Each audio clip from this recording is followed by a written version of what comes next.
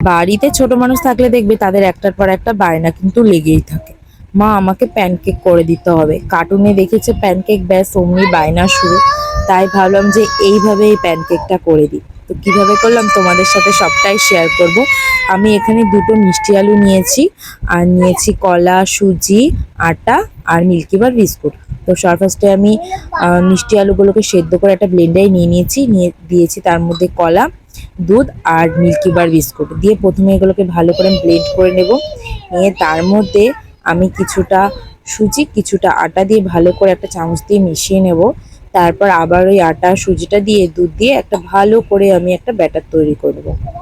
এইভাবে করলে কিন্তু বাচ্চারা, যেসব বাচ্চারা মিষ্টি আলু খেতে চায় না, কলা খেতে চায় না, তাদের মিষ্টি আলু কলা দুটোই খাওয়ানো হয়ে যাবে, আর খেতেও কিন্তু খুব ভালো হয়। তো চিনিও দেওয়ার কোনো প্রয়োজন নেই, কারণ কলাতে মিষ্টি থাকে আর মিষ্টি আলুতে এমনি মিষ্টি। এতে কিন্তু ডিমও দেওয়া যায়, আমি ডিমটা দিচ্ছি না কারণ আমি যা কিছু বানাই শুধু আমার ছেলের জন্য না, বাড়ির শুধু সবার জন্য। আর মা আর বাবা ডিম খায় না, মানে আমার শ্বশুর শাশুড়ি মা তারা ডিম খায় না, তার জন্য আমি ডিমটা দিইনি। ডিমটা কিন্তু দিলে ভালোই লাগে। তো এটা কে কি বলো, তাওয়া না প্যান আমি জানি না, আমি ওটার নামটা ঠিক জানি না। তার মধ্যে আমি এটাকে প্রথমে একদম আস্তে দিয়ে, গ্যাসটা আস্তে দিয়ে আর কি গরম করে নিয়েছি।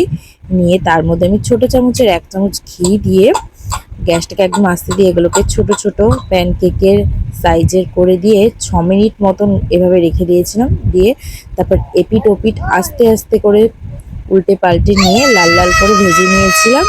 নিলে একদম দেখো রেডি প্যানকেক। আর আমার বাবু বাগান থেকে ফুল ছিঁড়ে নিয়েছিল, বলছে মা তুমি যে ভিডিও করার সময় যে ফুল দাও না, আমাকে কিন্তু ওইভাবে সাজিয়ে দিতে হবে। ব্যাস তার কথা অনুযায়ী আমি সাজিয়ে দিয়েছি। তো কেমন লাগলো ভিডিওটা অবশ্যই বলো, কিন্তু দেখা হচ্ছে নেক্সট ভিডিওতে। ততক্ষণের জন্য সবাই খুব ভালো থেকো।